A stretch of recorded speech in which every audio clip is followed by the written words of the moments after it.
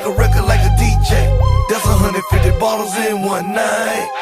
I get it back right. What's up, you guys? Jeff Folks over in 204 Productions, back again, dropping you guys yet another banger video. First off, I wanted to say that I went to the train show Saturday. Hung out with a few of my buddies. Went there and bought some okay stuff. The show was okay this year. I didn't think it was as good as last year's. I guess because of the certain stuff I wanted to find, I didn't find. But I did find 3 things that I really enjoyed. And the one in particular was really nice. So I'm actually going to, this is going to be the first time. I usually don't do videos like this, but I'm actually going to be combining the layout update and the train show haul together. Just so that it'll make one video, so I won't have to make 2 separates. I usually do 2 separate videos, but for this one I'll make an exception because there's a lot of new stuff that changed in the layout. So we're going to go to the first thing that's been changed on the layout, and we're going to go and check it out. So here's the first thing that's changed on the layout. We've added these remote holsters on around the layout. As you see, there's 1, we have 2, and we have 3. Bought 3 of those. Those came in actually Friday.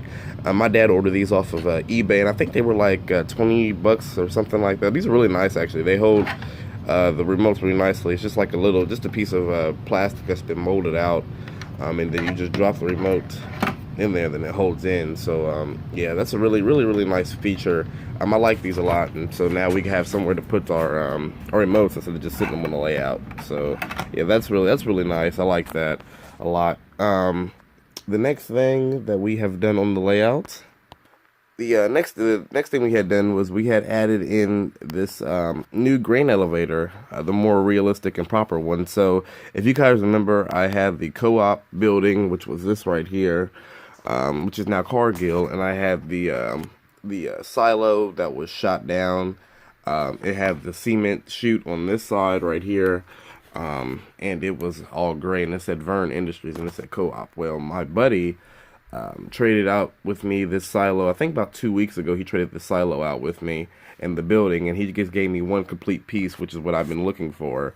And this is the Cargill building. I'm actually waiting to get the other silo to go on right here, and then it'll look more modern. It'll have 2 sets of silos. I'm looking to get that because I traded them. If you guys remember that little green bin that was sitting here, I couldn't actually do nothing with it, unfortunately. I wanted to incorporate it into this piece, but there was nowhere for me to include it in right here, and I didn't want to you know, have the second set of silos over here and then it's still over there, not to run stuff. I just didn't want to do all that. So he has good use for it, so he's going to trade me out with the silos and stuff. So the next time I see him, we'll be doing that. So yeah, this is another thing that's been updated. I really like this a lot. So like I said, it's Cargill, so I send my little Cargill flow hoppers here, and as well as you see the other random stuff over here that we have put onto it and stuff. So so yeah, there's extra ones and stuff like that. So yeah, that's another update. Also another one, I don't remember if I showed this in the last update video or not, but we've added some new wiring up underneath through here. Like I said, I don't remember if I showed this in the last video or not. I'm not sure. I'd have to go back and look, but I'm not going to do that. But we rewired some of the new track work up here, actually. And as you see, there's 2 power lines now. And actually what that is now is that we freed up some of the power coming off of the 2 mains, and the center, I think the center one, or no, I'm sorry, this one right here, I want to say, is just powering the middle line, which is this line right here. It's just powering it, and then it's running back to our Zephyr, which is back over there, which I'll go back and show you guys in a minute. But we freed it up because we were having a lot of power issues. So we, like I said, we just took that, and we just rewired it back around, and then so now it just has its own power source, and then the other 2 are still hooked up through the main brain, which is back over there. So this actually freed up a lot of our power issues, and hooked up the new booster. So that definitely freed up a lot of our issues that we had on the layout as far as power was concerned. So that's actually something great that happened. Other than that, nothing new is going on over here in this area.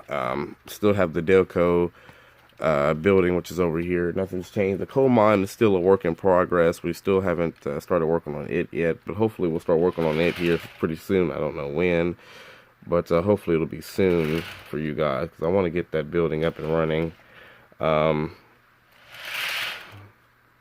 I can't get the car to stay. There we go. But hopefully that's up and hopefully that's soon. Like I said, the coal mine is just still sitting over here at the moment. We haven't took an effort to build what we're going to do and build it yet. So yeah, this is just still sitting here at the moment. Like I said, we're going to try to put it up here in this corner. Maybe put it over there at the town, drop it, and then put it over at the town. So not sure yet.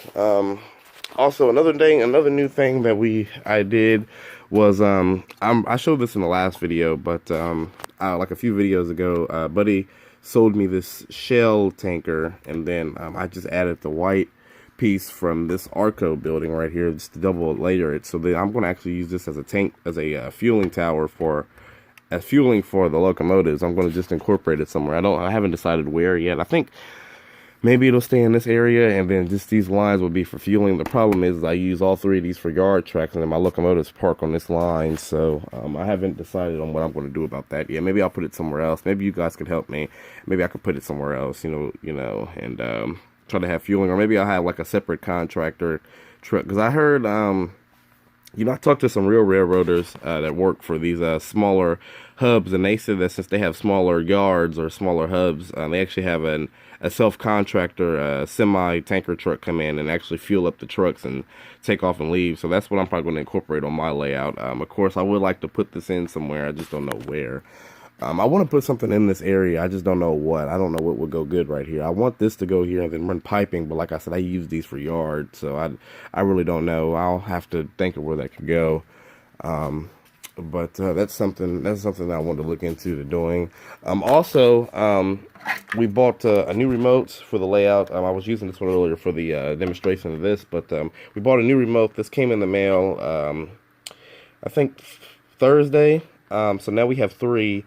This one is just the Digitrex UT4D, the deluxe equipped. This is just the standard one. I think we paid like $180 for this off of eBay. We have another one, which is over here, but it's actually broken at the moment. This piece is broken, and then this the switch here. Something's going on with it, so we got to send this into Digitrex to get fixed. I don't know when this has been broke for a few years, but we just never got a chance to send it in. So hopefully we'll be doing that here shortly, and things like that. So also something else that's new on the layout, did actually clean it up some over here. If you guys remember, this was real messy in the last video. I don't know if you guys remember or not, but this was terribly messy. I mean, this was just crazy. We cleaned it up some. We're still working on that, but we definitely did clean this up a lot more than what it actually used to look like. So it looks a little bit cleaner. We still haven't found a train station for this board yet. However, we are still looking on high alert. If anybody finds one, do let me know. And so we'll get that rolling. But yeah, it's like I said, we cleaned this off, so that's definitely something that's new. As of the moment, I might start doing reviews over here because it's a great lighting over here. And I think I'm going to start doing some reviews and some overviews and stuff like that, just because I like the lighting. I mean, you know, the LED light shining right down through here, it looks amazing. So yeah, that's definitely something that I might consider doing. Also, I think this is the final thing that's new on the layout. Oh, okay, yeah. So here's the Zephyr right here. This is the booster that's powering the middle system, the middle line. So basically, if you guys know that this is actually a throttle through Digitrex, there's actually a way to turn this from this to a actual booster so that it'll run off of the actual brain and this, the power source. So there's something that's crazy that you have to do to turn this into a booster. It's not hard. It took us a minute, but turn this into a booster that is ran off its power supply. So we actually can still use the throttle and stuff, and then it still acts as a booster for the middle line. So yeah, that's definitely something new. We got a new computer here for JMRI. Actually, this isn't a computer, believe it or not. This is actually a tablet. And this little thing, this rinky-dink thing is a little funny, actually. It's pretty neat. But it's a little computer. It's just literally a tablet. This is the tablet part that my dad just bought the keyboard for. He bought this for $80 from Micro Center place not too far from here. But we use this for the JMRI system. It's really small. I don't really like this too much, but I don't use JMRI much. I use the throttle. But it's nice. I use it for Decoder Pro when I have to program some locomotives down on here on the terminal, or terminal track. So yeah, this is something neat. This is a it was only $80, so this wasn't, I mean, it's not bad. My dad says he's going to get a bigger one. He's seen a bigger one that he wanted that's going to be compatible with Jam RI. So yeah, that's something I have to show you guys this in action. It's not up and running at the moment, but I have to show you guys that running in action. That's actually pretty sweet.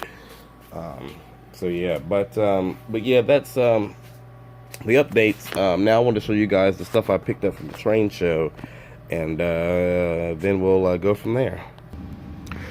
So here's was one of the first pieces I got. This is a BNSF swoosh paint scheme, 4750 covered hopper. This was a really nice hopper. I seen this car, and honestly, I'm just go ahead and tell you this, guys. Now, I did say I wasn't going to buy anything else other than strictly cold cars.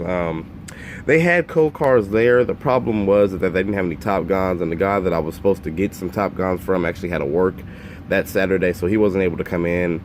He called me and let me know, so I was a little busted about that. But I seen these two cars, and I made an exception for these just because of the fact that I seen these and I thought these looked really, really nice, especially this one. So there's a reason why I bought these. So there were some cold cars there, but they were Beth Guns, and I'm not trying to build a train of Beth Guns. I want strictly Top Guns, and plus those Beth Guns were pretty expensive. They were really high. I think the guy wanted like 45 or 50 for just one. So I was like, nah, I'll just buy these instead. But yeah, anyways, this is a BNSF swoosh 4750. This was only $25, which with taxes like $26.70 or something like that. That's actually a pretty good deal for one of these Intermountain cars. Like I said, this is just a BNSF swoosh. I seen this because it had the BNSF swoosh paint scheme, and I don't have any cars with this paint scheme, so that's why I decided to get this one. So yeah, that was a really nice car.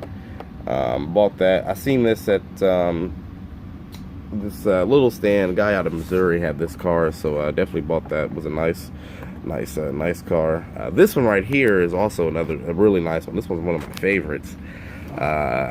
This is a Tangent Scale Models PS 4750. Oh, this is a 4750 as well. I thought this was a 4740, but this is a 4750 covered hopper. This is a Southern original from the 1980s, and this car is really, really nice. This is highly detailed. See the simply applied grab irons, got the cut levers, the piping running underneath, some more detail, got the see-through tread walks, the grab irons, some more see-through tread walk, nice couplers. I like these couplers by them.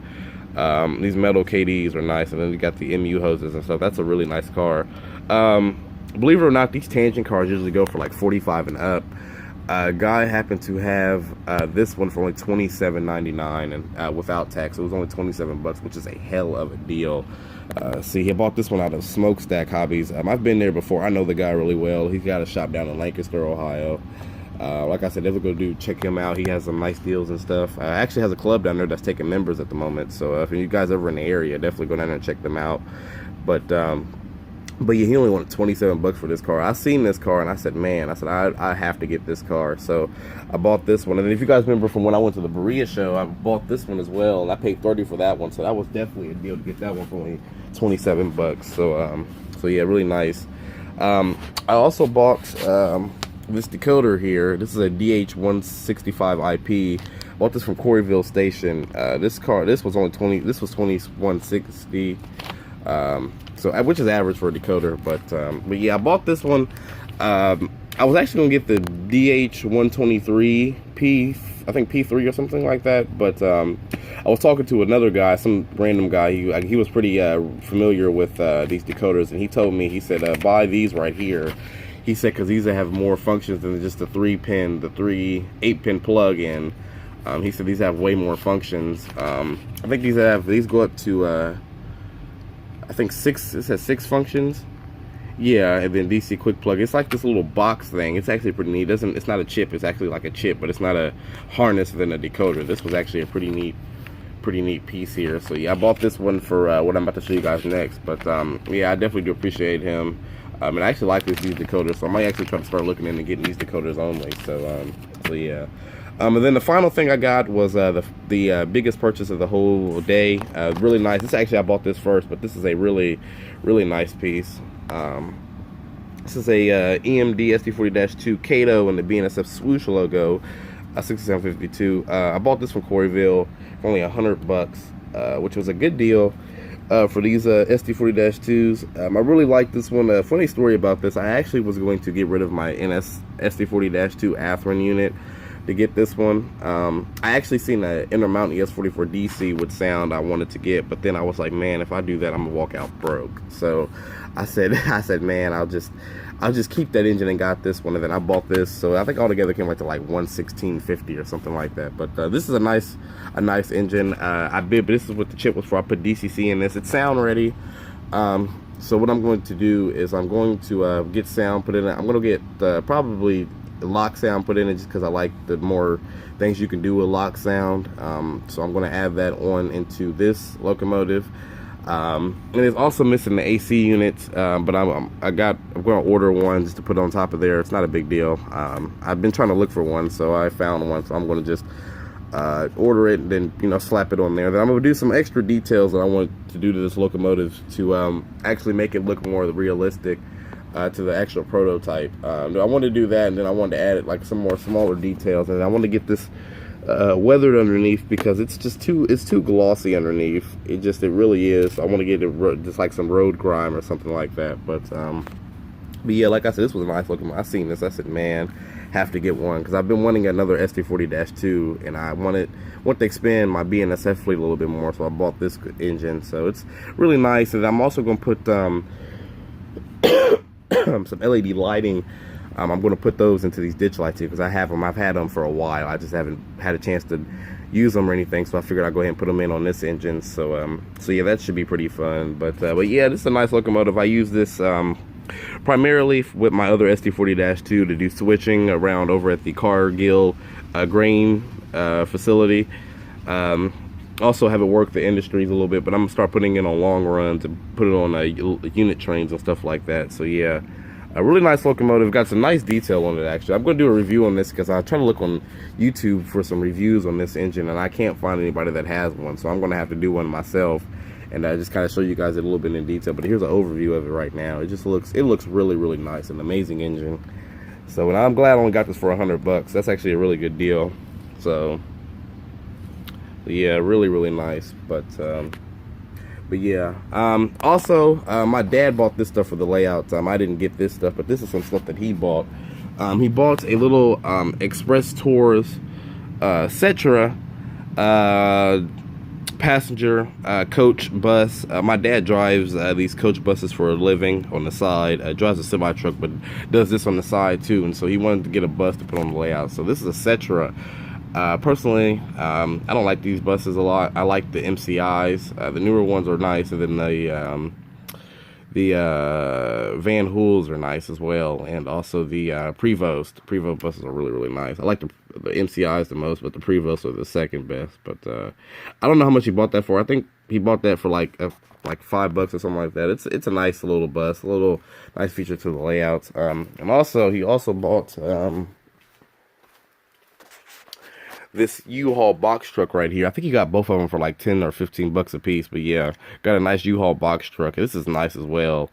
So I put this right in front of here, like you know, somebody's fresh and moving into the apartment building. That's why I put that right there. So yeah, that's a really, really nice piece there. Some stuff, also some other stuff that he got. If we come around over here, he bought 6 Cole Bethgons by 6 of these Union Pacific bathtub coal hoppers. He bought 6 of these from Coreyville Station.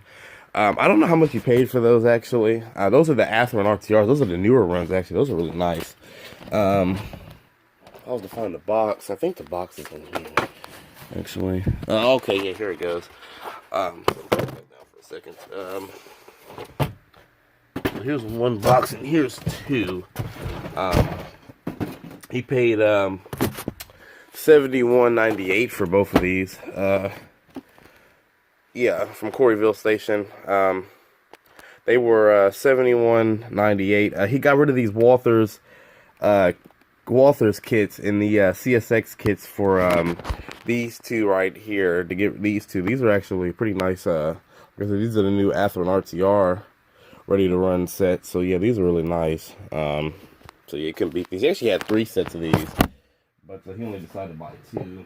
So yeah. Then he also bought. I think it was that. I think that's all he bought from the show. Pretty sure that was all he bought from the show. And then, did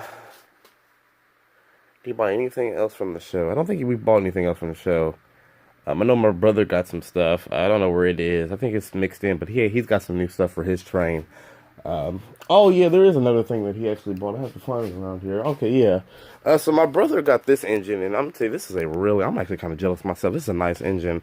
This is a F7A Walther's Mainline Alaska locomotive. This is actually a really, really nice engine by Walther. My dad ordered this off of eBay, and this is a nice engine. He bought this brand new.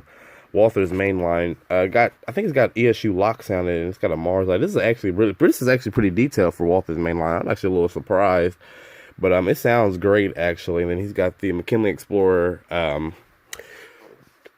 double height passenger cars. He's got 2 more on the way, but this is actually a pretty nice engine. I actually might look into getting a one if they have one in Santa Fe, and then maybe phase out my Bachmann one. So yeah, that's actually really nice. I think he paid like $150 or $160 for that. That's actually wasn't half bad at all. So yeah, guys, that was a long-awaited, overdue update. I just want to show you guys a new thing that's going on around the layout. Definitely had a good time at the show. It wasn't too bad. It wasn't as good as last year, but you know, there's definitely more shows coming up. I don't know if anybody is heard of the Mansfield train show. There's a Mansfield show. And great, I don't know where the flyer is, but there's a Mansfield train show February 10th. It's on a Sunday. I don't know if anybody's going or lives in the area, but I may be possibly hitting that show up. There's also one in March down in Lancaster, Ohio. I know there's another show coming up. I think there's another one coming up here shortly as well. I think there's one in we have another one here in April, and then we have that great show that just came. It's coming back in August. And also we have one here in December. So I know there's some more shows coming up. I just have to look into it. But if anybody's going to that Mansfield show, or the Mansfield show, definitely somebody let me know. I may be, like I said, maybe trying to hit that show up. I haven't decided yet, but might just try to swing through. I don't really know much about it, so I might try to go through and stuff. But yeah, so but yeah, guys, I just wanted to give you guys a long-awaited, overdue video. So it was long overdue, the layout update and the train show haul. So yeah, here's just a quick overview of the stuff I got. But yeah, guys, so I'm gonna go ahead and end the excuse me. I'm gonna go ahead and end the video here, guys. But remember to like, rate, comment, subscribe, and I will see you guys in the next video. Up in this club, came in with all my dogs, but I'm trying to leave with you and your friends.